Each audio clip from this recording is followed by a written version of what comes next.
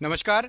जो भी साइंस पढ़ रहे हैं, सामान्य विज्ञान की तैयारी कर रहे हैं, आपके किसी एग्जाम में साइंस आने वाली है, आपके लिए हम प्रैक्टिस सेट पेपर लेकर आ गए हैं। ऑब्जेक्टिव टाइप क्वेश्चन रहेंगे, 4 ऑप्शन वाले क्वेश्चन रहेंगे। आप साइंस पढ़ रहे हो, तैयारी कर रहे हो, नंबर चाहिए साइंस में, तो इस टेस्ट में भी आप नंबर लेकर आओ। रोज साइंस का भी टेस्ट मिलता है और जीके का भी टेस्ट मिलता है, तो जरूर से जरूर आप ये टेस्ट लगाइए। पहला प्रश्न देखिए साइंस का। पहले प्रश्न में पूछा गया आपसे कि ऑक्सीजन के बाद सबसे प्रचुर मात्रा में पाए जाने वाला तत्व कौन सा है। ऑक्सीजन के बाद सबसे प्रचुर मात्रा में पाए जाने वाला तत्व है आपका silicon. Option number A silicon यहां पर राइट आंसर है। यांत्रिक तरंगें किस प्रकार की तरंगें होती हैं? यांत्रिक तरंगें किस प्रकार की तरंगें होती हैं? तो याद रखना है, यांत्रिक तरंगें अनुदैर्ध्य और अनुप्रस्थ दोनों प्रकार की तरंगें होती हैं। ऑप्शन नंबर सी अनुदैर्ध्य और अनुप्रस्थ दोनों प्रकार की तरंगें होती हैं। अगला प्रश्न है कि तराशा हुआ हीरा किस वजह से चमकता है? आपने पूर्ण आंतरिक परावर्तन पढ़ा होगा। अब ऑप्शन में आपको पूर्ण आंतरिक परावर्तन नहीं है तो क्या लगा के आओगे? तराशा हुआ हीरा किस वजह से चमकता है? तो याद रखना, हीरे के अंदर पूर्ण आंतरिक परावर्तन होता है और फिर हीरा उस प्रकाश का उत्सर्जन कर देता है, इसलिए चमकता हुआ दिखाई देता है। हीरे द्वारा प्रकाश का उत्सर्जन, यहां पर option number C right answer हो जाएगा। अगला प्रश्न, अनुप्रस्थ तरंगें किस में फैल सकती हैं? अनुप्रस्थ तरंगें जो रहती है किस में फैल सकती हैं? तो अनुप्रस्थ तरंगें जो आपकी रहती हैं, यहां पर आपको जो ऑप्शन दिए गए हैं, गैस में नहीं परंतु एक धातु में फैल जाएंगी। ऑप्शन नंबर सी पढ़ो। गैस में नहीं लेकिन धातु या ठोस में अनुप्रस्थ तरंगें फैल जाएंगी। ऑप्शन नंबर सी यहां पर प्रश्न के लिए राइट आंसर हो जाएगा। अगला प्रश्न है कि प्लास्टर ऑफ पेरिस रासायनिक रूप से क्या है? प्लास्टर ऑफ पेरिस रासायनिक रूप से क्या है? तो पीओपी जिसको बोलते हैं प्लास्टर ऑफ पेरिस, ये रासायनिक रूप से कैल्शियम सल्फेट होता है। ऑप्शन नंबर ए पढ़ो, कैल्शियम सल्फेट यहां पर राइट आंसर हो जाएगा, कैल्शियम सल्फेट। तरंगे जिनके प्रसार के लिए किसी भी भौतिक माध्यम की आवश्यकता नहीं होती, कोई भी भौतिक माध्यम नहीं चाहिए। तो तरंगे जिनके प्रसार के लिए कोई भौतिक माध्यम की आवश्यकता नहीं होती, उनको कहा जाता है विद्युत चुंबकीय तरंगे, इलेक्ट्रोमैग्नेटिक वेव्स या विद्युत चुंबकीय तरंगे। सितारे का रंग किसका संकेत है? एक सितारे या तारे का रंग किसका संकेत है? तो याद रखना, एक सितारे या तारे का रंग उसके तापमान का संकेतक होता है। ऑप्शन नंबर बी तापमान का संकेत होता है। कांस्य, तांबे और किसका मिश्र धातु है? तो जो कांस्य होता है ये आपका तांबा और टिन का मिश्र धातु होता है। ऑप्शन नंबर ए तांबा और टिन का मिश्र धातु होता है। ऑप्शन नंबर ए राइट आंसर हो जाएगा। घरेलू विद्युत उपकरणों में उपयोग में की जाने वाली सुरक्षा फ्यूज का तार कैसा होता है? तो जो फ्यूज लगा रहता है हमारे घरों में, वो उसका गलनांक कम, जो तार कम गलनांक वाली धातु का बना होता है। ऑप्शन नंबर बी कम गलनांक वाली धातु का बना होता है। ध्वनि सबसे तेज किस में यात्रा करती है? तो ध्वनि जो है ये सबसे तेज आपका स्टील में यात्रा करेगी। ऑप्शन नंबर ए स्टील में यात्रा करेगी ध्वनि सबसे तेज। ऑप्शन नंबर ए यहां पर राइट आंसर हो जाता है। ध्वनि इनमें से किस रूप में यात्रा करेगी? अनुप्रस्थ, अनुदैर्ध्य या स्तर? तो याद रखना, ध्वनि जो होती है आपकी ये यात्रा करती है अनुदैर्ध्य तरंगों के रूप में। ऑप्शन नंबर बी अनुदैर्ध्य तरंगों के रूप में यात्रा करती है ध्वनि। यदि एक पूर्ण तरंग रेक्टिफायर की इनपुट आवृत्ति n है तो उत्पादित आवृत्ति क्या होगी? यदि फुल वेव रेक्टिफायर है, जिसको हिंदी में बोलेंगे पूर्ण तरंग रेक्टिफायर, तो इसकी जो इसका आउटपुट होगा, यदि n आवृत्ति है तो 2n आउटपुट होगा। Option number D 2n output होगा, क्योंकि फुल वेव रेक्टिफायर है। निम्नलिखित में से किस मिश्र धातु में कॉपर का प्रतिशत अधिक होगा? कॉपर सबसे ज्यादा इनमें से किस में होगा? तो यहां पर आपको जो दिया गया पीतल, कांस्य, जर्मन सिल्वर, डेल्टा धातु में से राइट आंसर हो जाएगा ब्रॉन्ज या कांस्य में कॉपर अधिक होगा। कॉपर का प्रतिशत अधिक होगा ब्रॉन्ज या कांस्य में। Option number B. अगला प्रश्न है कि पेंडुलम की अवधि किस पर निर्भर करती है? पेंडुलम की अवधि किस पर निर्भर करेगी? तो जो पेंडुलम होता है इसकी अवधि उसकी लंबाई पर निर्भर करती है। ऑप्शन नंबर बी लंबाई पर निर्भर करेगी। ऑप्शन नंबर बी यहां पर राइट आंसर हो जाएगा, लंबाई। दंत चिकित्सक द्वारा रोगियों के दांतों की जांच करने के लिए किसका इस्तेमाल किया जाता है? कौन सा दर्पण यूज होता है?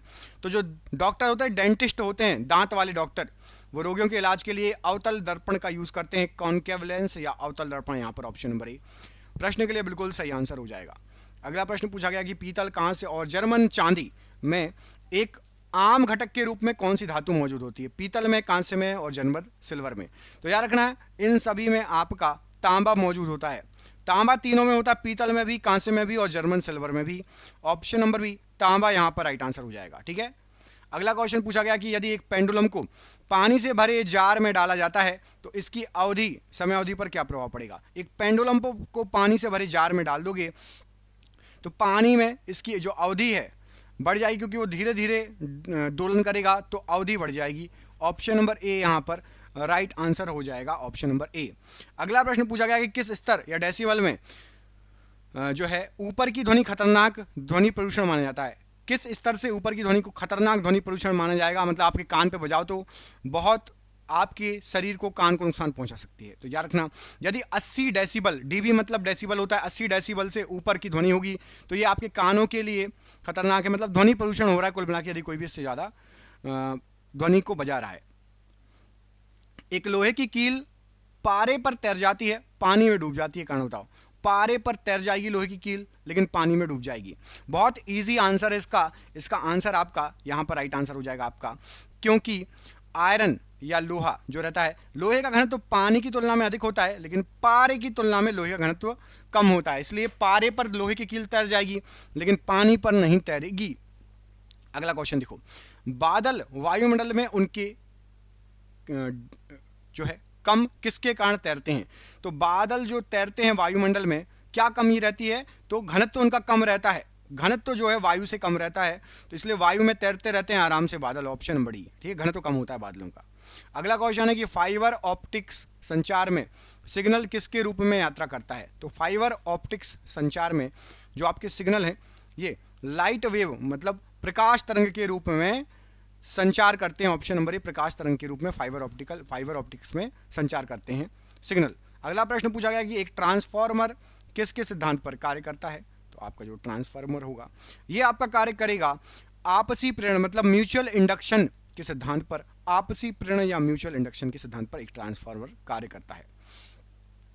प्रिज्म पर सफेद प्रकाश गिरने के कारण प्रकीर्णन की प्रक्रिया स्पेक्ट्रम बनाती है। सबसे छोटी तरंग दैर्ध्य वाली प्रकाश किरण का क्या होगा।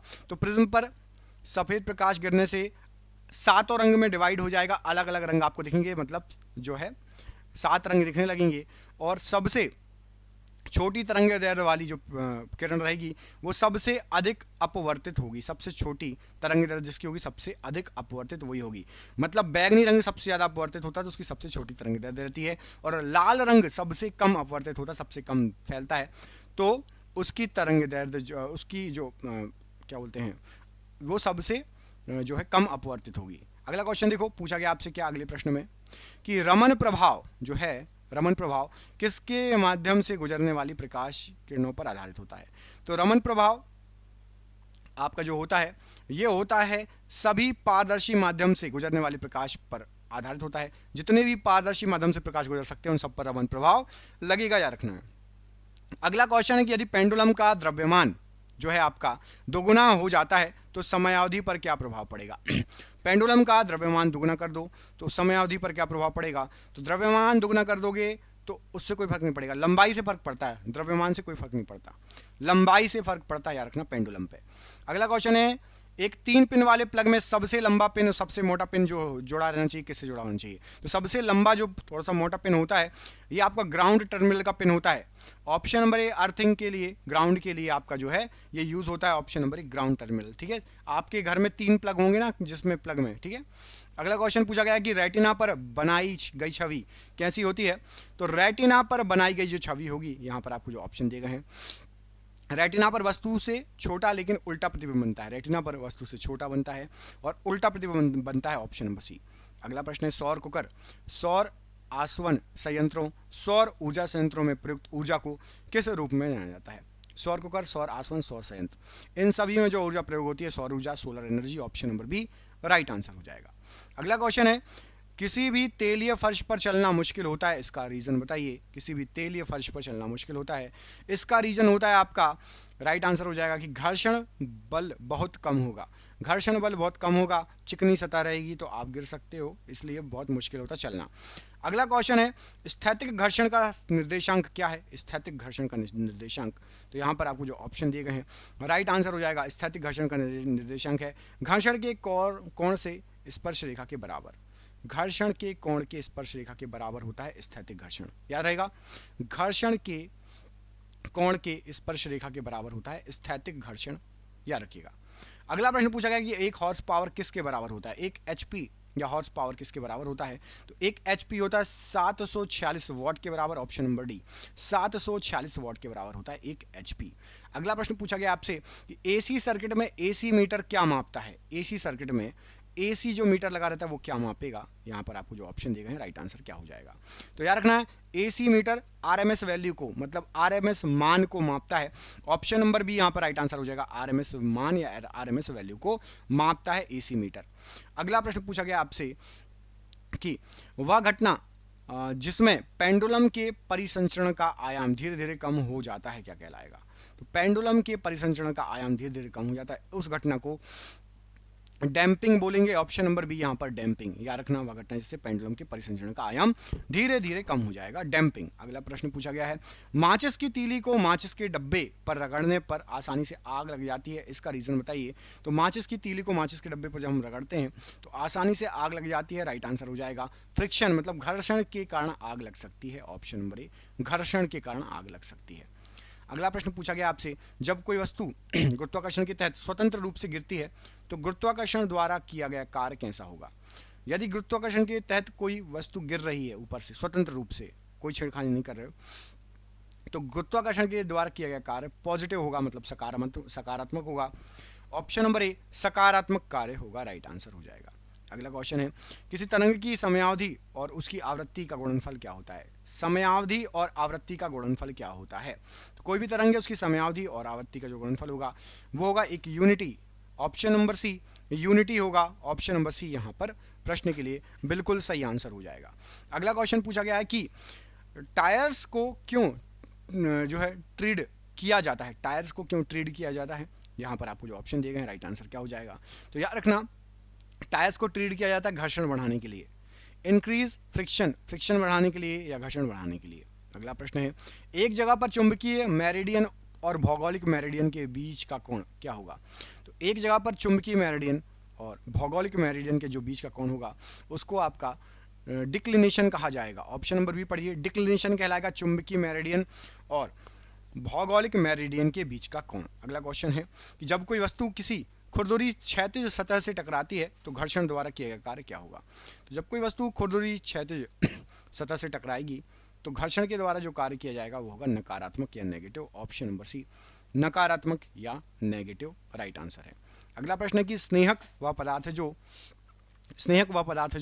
तो स्नेहक जो होते हैं ये आपके घर्षण कम करने वाले पदार्थ होते हैं, मतलब रिड्यूस्ड फ्रिक्शन को कम करते हैं, रिड्यूसेस फ्रिक्शन यहाँ पर राइट आंसर हो जाएगा, घर्षण को कम करते हैं। अगला प्रश्न है कि फिसलन घर्षण या रोलिंग घर्षण की तुलना में कैसा होगा। बताए फिसलन घर्षण रोलिंग घर्षण की तुलना में कैसा होगा। तो फिसलन घर्षण रोलिंग घर्षण की तुलना में अधिक होगा। फिसलते आप बहुत तेजी से हो, ऑप्शन नंबर बी, फिसलते बहुत तेजी से हो, ऑप्शन नंबर बी। रोल करके धीरे पहुंचोगे लेकिन कहीं से फिसल रहे हो तो बहुत तेजी से आओगे।